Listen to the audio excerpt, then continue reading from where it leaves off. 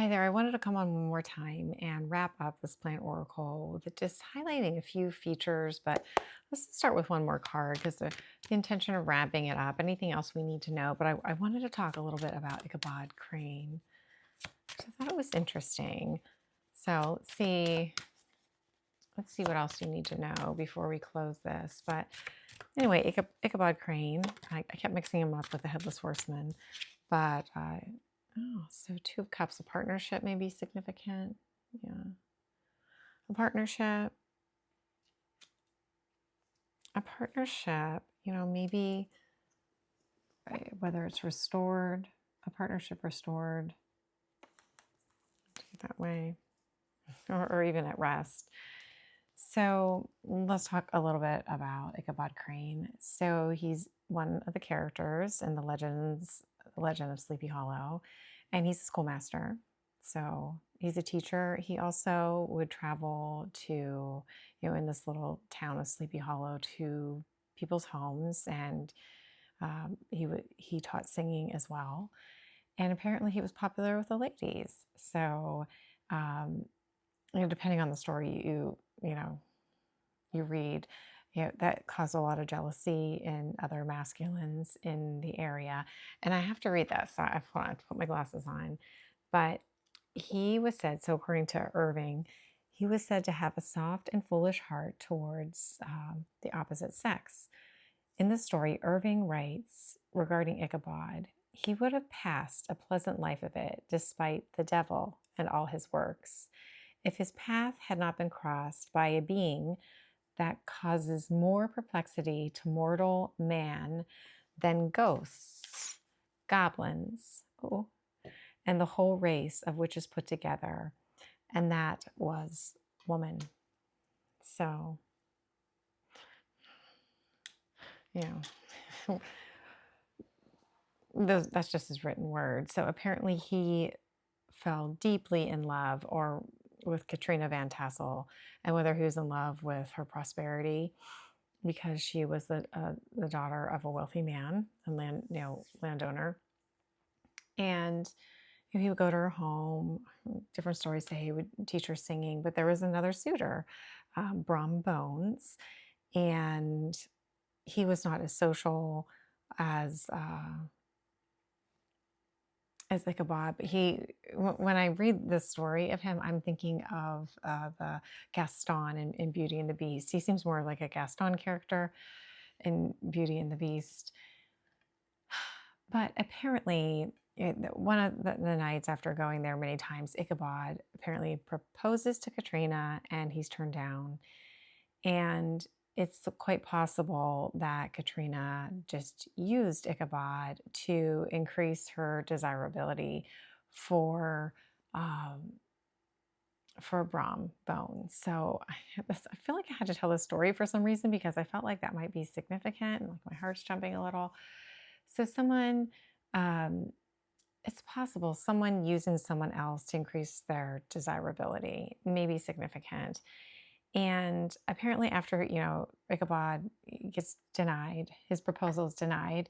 He leaves, and he was also into the occult. So whether it's the Book of Modern Witchcraft, he was well read. They would sit around the fires at homes and tell ghost stories. And the Headless Horseman was one of the stories. So anyway, he's on his way home, and apparently he comes across the Headless Horseman, right? And if he crosses the bridge, supposedly the Headless Horseman wouldn't follow. And I don't know.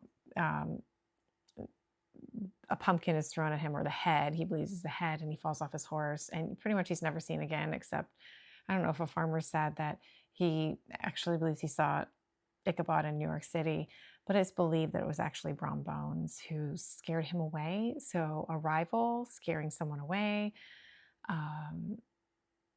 with trickery, that may be significant. So I definitely just had to come on and just convey that story for some reason because it may be significant. And if I'm looking at this part of the reading where there are goblins, and I keep getting the sun card over and over again in various readings. So it seems like there's been something illuminated about darkness, whether they're goblins, snakes. Uh, if you look at my last couple readings over the last few days, it seems like there's something highlighting something dark, um, something going on in the shadows, perhaps deceit, like in this story. Uh, he used his own superstitions against him to chase him off. So, one other thing I'd mentioned in my last reading was the I Ching, and I decided to use the cards, and I wanted to share those with you. The first card is decreasing, and I'm going to read it before I show it to you. There is truth and confidence from the source. There's good fortune and not a mistake. There can be constancy.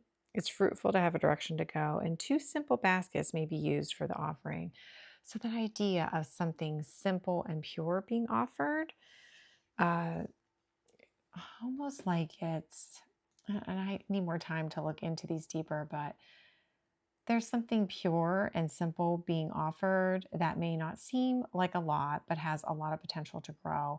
In that way, it's almost like a seed planted in a positive way that may seem small, but the heart behind it is pure. And it's like with having less now, knowing that there will be more later, if that makes sense. And then I actually had two fall out, and this was radical change. So, on your own day, then there is truth and confidence from the source, creating success. Constancy bears fruit, and regrets vanish. And again, I need to look a little more into that, but constancy, there's some type of radical change, but it seems like there's some need to decrease something in order for greater prosperity to appear later. 7-Eleven may be significant. And I think I'm just going to end with that. I really, the energies of this, are starting to fade. And there'll be one more thing related to this plant oracle that will come out as a post in Instagram, hopefully in the next few days, that some of you had asked, do I remove binding spells? And it's something, golly, I have no idea, and I don't really even need to know how one goes about doing a binding spell. And as a shaman, we do extractions. Again, and I said that because I taped all of these besides this one, golly, over a week ago. But I'm essentially working in the energetics as you're watching. So if that is something you intend, why not? It's already removed. And I know there are a lot of people out there, in different trainings, um, that do these services, but usually as shaman it has to be indicated. So, but on top, building upon that, um, I have something in the works that hopefully that if you feel like you need a little bit more after watching this plant oracle, after your intention, if you feel that yourself personally, again, because we can't do work for other people, and we don't work on other people without their consent, uh, spiritual law for that. Uh, if you feel that you're bound in some way and intend this to clear it, so be it. So mote it be. But if you feel like you just need something a little more special, sort of working something up, so be on the lookout for that. Uh, It'll be coming on Instagram. And I just thank you all for watching this series, and I'll be back soon with a new one. And have a great day wherever you are.